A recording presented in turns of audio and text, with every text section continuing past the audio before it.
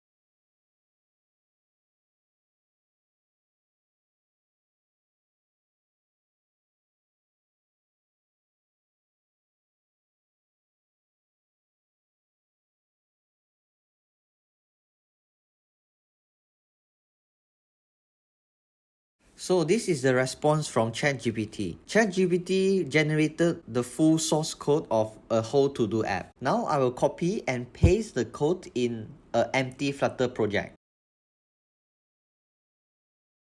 There is a minor error. Let's fix it before we run the application.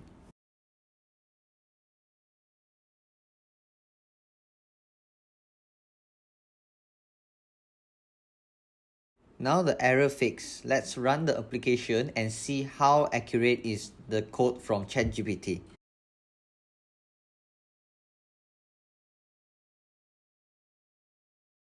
This is how the to-do app created by ChatGPT looks. Let's try to add a to-do.